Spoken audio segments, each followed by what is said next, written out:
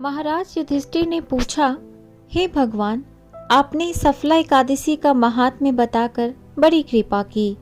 अब कृपा करके यह बतलाइए कि पौष शुक्ल एकादशी का क्या नाम है, उसकी विधि क्या है और उसमें कौन से देवता का पूजन किया जाता है। भक्त वत्सल भगवान श्री कृष्ण बोले, हे राजन, इस एकादशी का नाम पुत्रदा एकादशी है। इसमें भी नारायण भगवान की पूजा की जाती है। इस चर और अचर संसार में पुत्रदा एकादशी के व्रत के समान दूसरा कोई व्रत नहीं है। इसके पुण्य से मनुष्य तपस्वी, विद्वान और लक्ष्मीवान होता है। इसकी मैं एक कथा कहता हूँ, सो तुम ध्यान पूर्वक सुनो। भद्रावती नामक नगरी में सुकेतुमान नाम का एक राजा राज्य करता था। उसके कोई पुत्र नहीं थे। उसकी स्त्री का नाम शैव्या था। वह निपुत्री होने के कारण सदैव चिंतित रहा करती थी।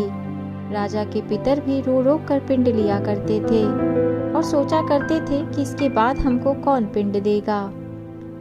राजा को भाई, बांधव, धन, हाथी, घोड़े, राज्य और मंत्री, इन सब में से किसी से भी संतोष नहीं होता था। वह सदैव यही विचार करता था कि मेरे मरने के बाद मुझको कौन पिंडदान करेगा। बिना पुत्र के पितरों और देवताओं का ऋण मैं कैसे चुका सकूंगा। जिस घर में पुत्र ना हो उस घर में सदैव अंधेरा ही रहता है। इसलिए पुत्र उत्पत्ति के लिए प्रयत्न करना चाहिए। जिस मनुष्य ने पुत्र का मुख देखा है वह धन्य है। उसको इस लोक में यश और परलोक में शांति मिलती है, अर्थात उनके दोनों लोग सुधर जाते हैं।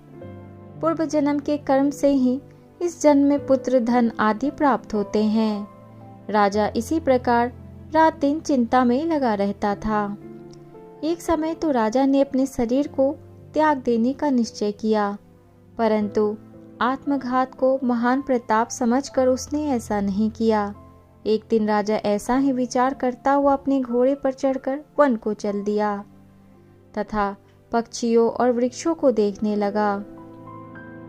उसने देखा कि वन में मृग, व्याघ्र, शुवर, सिंह, बंदर, सर्प आदि सब भ्रमण कर रहे हैं। हाथी अपने बच्चों और हथनियों के साथ घूम रहा है। इस वन में कहीं तो गीदड़ अपने कर्कश स्वर में बोल रहे हैं, कहीं उल्लू ध्वनि कर रहे हैं। वन के दृश्यों को देखकर राजा सोच विचार में लग गया। इसी प्रकार आधा दिन बीत गया। वह सोचने लगा कि मैंने कई यज्ञ किए, ब्राह्मणों को स्वादिष्ट भोजन से तृप्त किया, फिर भी मुझको दुख प्राप्त हुआ, ऐसा क्यों? राजा प्यास के मारे अत्यंत दुखी हो गया और पानी की तलाश में इधर उधर फिरने लगा। थोड़ी दूरी पर राजा ने एक सरोवर देखा। उस सरोवर में कमल खिले थे तथा सारस, हंस, मगरमच्छ आदि विहार कर रहे थे। उस सरोवर के चारों तरफ मुनियों के आश्रम बने हुए थे। उसी समय राजा के दाहिने अंग फड़कने लगे। राजा शुभ सगुन समझकर घोड़े से उतरकर मुनियों को दंडवत प्रणाम करके बैठ गया। राजा को देखकर मुनियों ने कहा, हे राजन, हम तुमसे अत्यंत प्रसन्न हैं। तुम्हारी क्या इच्छा है सो कहो। राजा ने पूछा, महाराज, आप कौन हैं और किस लिए यहाँ आए हैं? कृपा करके बताइए।